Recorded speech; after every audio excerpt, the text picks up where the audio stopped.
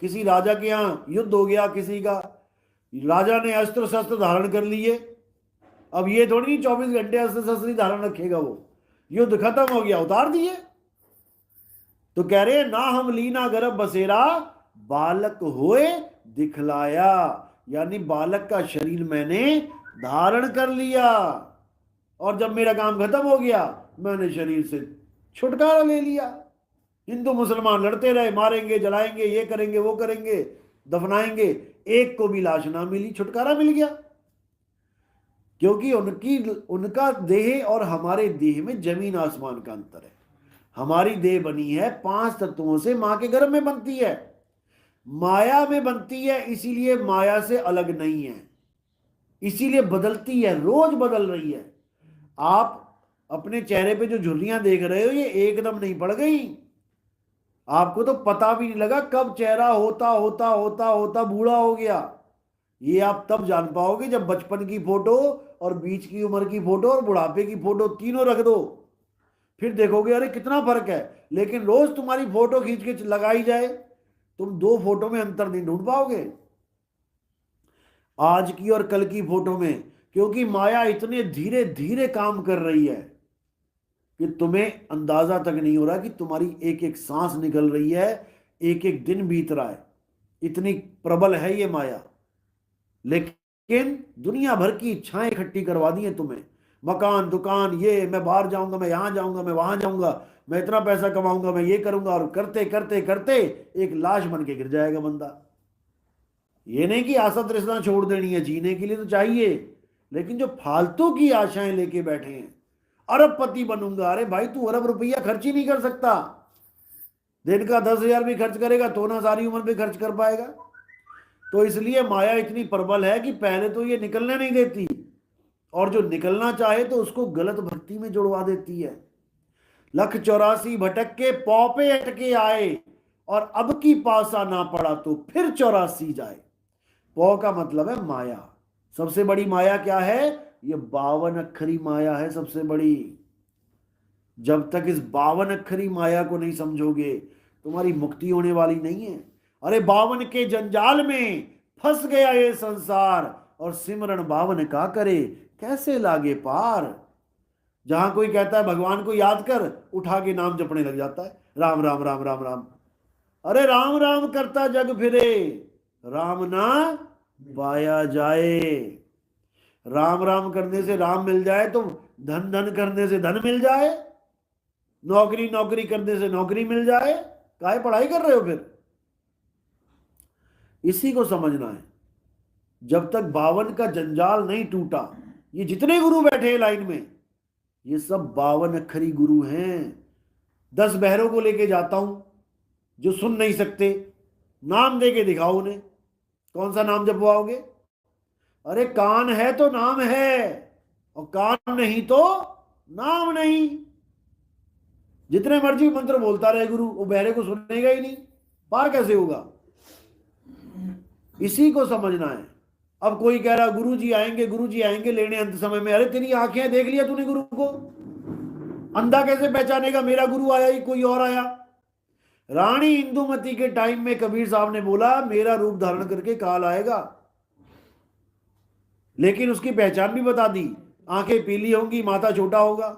अब वो तो आंख वाली थी, उसने तो पहचान लिया कि आंखें पीली हैं, माथा छोटा है। जो अंधा है वो क्या कैसे पहचानेगा? जब उसे अपने ही गुरु का रूप नहीं पता कि मेरा गुरु मोना है कि सिख है कि गोरा है कि काला है, तो वो काल को क्या जानेगा कि काल ने कैसा रूप धारण किया?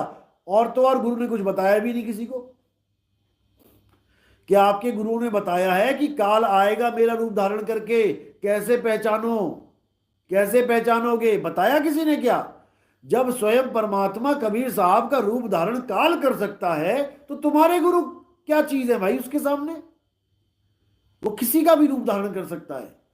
अंत समय में जो लोग कहते हैं गुरु जी आएंगे, अरे ये काल आता है, गुरु नहीं आता। गुरु को तो पता ही नहीं है, मैंने कितनों को नाम दे दिया, लेके जाते हैं 100 बंदे, उसके नाम बता के दिखा दे गुरु। तुमसे आधार कार्ड लेके तुमसे एड्रेस लेते हैं, अगर जानी जान है तो खुद बताएं मैं कहां से आया हूं। कोई बताने वाला नहीं है, भरमाने वाले हैं सारे।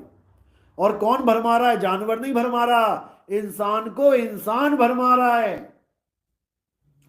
इसीलिए गुरु ग्रंथ साहब में साफ बोल दिया, अरे मानुष की तू प्रीति त्याग और अविनाशी तू मन में राख।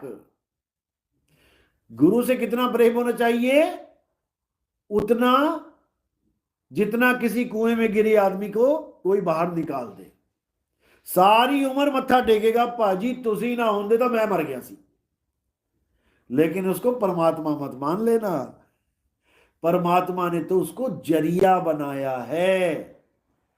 अगर तुम उसको परमात्मा मान लेते हो तो तुम्हें नरकों में जाना पड़ेगा।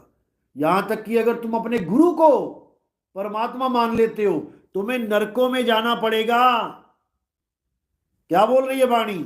मैं हूं परम पुरुष का दासा और देखने आया जगत तमाशा। जो हमको परमेश्वर उचरे नरक कुंड में वो जा पर है। 10वीं बादशाही कह रही हैं, कह रहे कि जो मुझे परमेश्वर कह के मानेगा नरकों में जाएगा। बताओ क्या बुरा कर दिया हमने अपने गुरु को परमेश्वर मान के, जो हमें नरकों में जाना पड़ रहा है? क्योंकि हमने परमात्मा को रिजेक्ट कर दिया, सही रूप नहीं जाना, सही रूप नहीं जाना। इसीलिए गर्भ में जाना पड़ेगा। गर्भ ही कुंभी नरक है। उल्टा लटकना पड़ेगा लैट्रिन बाथरूम में, गंदी सड़ान आएगी, हालत खराब हो जाएगी, केवल इसलिए कि गुरु को शरीर मान लिया। और गुरु क्या है? गुरु शब्द है। शब्द गुरु सुरत तुन चेला। बस इसको समझ लो। जब तक तुम्हारे जीवन में शब्द गुरु नहीं आ गया, जब तक तुम्हारे जीवन में ये देही गुरु आते रहेंगे, तुम्हें भरमाते रहेंगे। और ये देही गुरु जितने भी कांड कर रहे हैं, ये सबको सरकार जेल का रास्ता दिखा रही है और दिखाती रहेगी। लेकिन जो परमात्मा है उसको कोई जेल दिखा सकता है क्या? नहीं दिखा सकता। इधर डाला जेल में, उधर बाहर खड़े हैं। इधर गोली मारी, वो सामने खड़े हैं। इधर आग लगाई, वो सामने खड़े हैं। 52 बार कसनियां हुई कबीर साहब की। गुरु ग्रंथ साहब में भी दर्ज है, गंगा की लहर मेरी टूटी जंजीर, मृगशाला पे बैठे कबीर। ये कसनियां हैं कबीर साहब की, जो गुरु ग्रंथ साहब में भी दर्ज है। और लोग कहते हैं कबीर ता भगत सी, भगत सी। और भरावा भक्ति की है तो दस दो। वो भगत नहीं सी, वो भगत के रूप में स्वयं परमात्मा थे। कहते कोठरी माही कोठरी, परम कोठरी विचार। 3 कोठरियां हैं तुम्हारे पास, कहां रहना चाहते हो देख लो। पहली कोठरी है काया, कोठरी माही कोठरी। इस काया के अंदर एक और स्थान है रहने का, वो है ब्रह्म मन। जब तुम यहां पर ध्यान लगा लेते हो, इस कोठरी में ही कोठरी है, लेकिन ये परम नहीं है। कोठरी माही कोठरी, परम कोठरी विचार। गुरु दीनी वस्तु कबीर को, लीनी वस्तु समार। कबीर दीनी संसार को, कबीर दीनी संसार को। संसार का मतलब ये नहीं कि यूपी संसार है, कि कबीर साहब यूपी के संत थे। संसार का मतलब है पूरा अखिल ब्रह्मांड। पूरे संसार में जिस भी गुरु को परमात्मा मिला है वो कबीर साहब की वजह से मिला है। याद रखना इस बात को, ये कोई नहीं बोलेगा तुम्हें। कबीर साहब के नाम पे तुम्हें भरमा देंगे, ओता जी कवि सी, ओता जी धर्म सुधारक सी, ओता जी समाज सुधारक सी, ओता जी ब्राह्मणी दा पुत्र सी, ओता किसी वैश्य दा भी बनाता लोगों ने, वैश्य दा पुत्र सी। ऐदा दी हालत है। केवल कबीर साहब के ना मां का पता, ना बाप का पता, ना गांव का पता। ब्राह्मणी का पुत्र था। ब्राह्मणी कौन थी, क्या नाम था? ब्राह्मणी का पति कौन था? ब्राह्मणी का ससुर कौन था? ब्राह्मणी का गांव कौन था? सारे ब्राह्मणों की पूरी लिस्ट हरिद्वार में निकाल लो, जाके अपनी निकालवा लो। तुम हरिद्वार में जाके केवल अपना नाम बता दो, जो ब्राह्मण बैठे हैं वहां पे, तुम्हारे पिता, पड़पिता, लकड़ पिता, सारे पिता का रिश्ता बता देगा वो क्या नाम है, क्योंकि सारे वहीं जाते थे हड्डियां गिराने। अस्थियां डालने वहीं जाते थे, वहां तुम्हारा नाम पता लिखा जाता था, तुम्हारी पुश्तों की पुश्तों, तुम्हें नहीं भी याद है ना, वहां जाके खाता खुलवा लो अपना। तुम्हारे दादे परदादे जब से ये प्रथा प्रथा चल रही है अस्थियां गिराने वाली, वहां पूरा हिसाब किताब है। तुम चाहो तो उधारी ले लो वहां जाके 2 लाख रुपए। तुम मर भी जाओगे, तुम्हारा लड़का जब जाएगा वहां तुम्हारी अस्थियां गिरने, उसको पकड़ लेंगे वो। वहां पर ये काम चलता है। तो कबीर साहब के सास ससुर कौन है भैया, ये बता दो। कबीर साहब की शादी हुई तो कोई सास ससुर होगा, वो कौन सा 5,000 साल पहले, ये 500 साल पहले की तो बात है, 600 साल पहले। इसका इतिहास क्यों नहीं खोज पाए आप लोग? कोई नहीं समझ रहा है, बस जो मुंह में आ रहा है दे तेरी को ले तेरी को, बस यही चलता जा रहा है।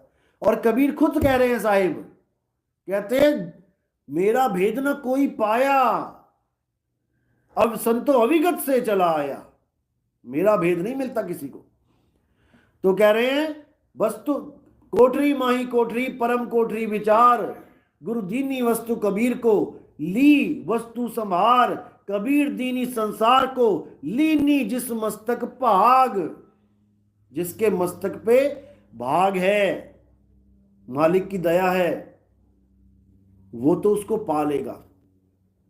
फिर कहते हैं रस अमृत जिन पाया स्थिरता का सुहाग। जिसने उस अमृत रस को पा लिया। अमृत रस क्या है? कोई वो देवताओं वाला अमृत रस नहीं है कि कलश में लेके घूम रहे हैं अमृत पीने के लिए। अमृत मतलब है जो मरता ना हो, अमृत।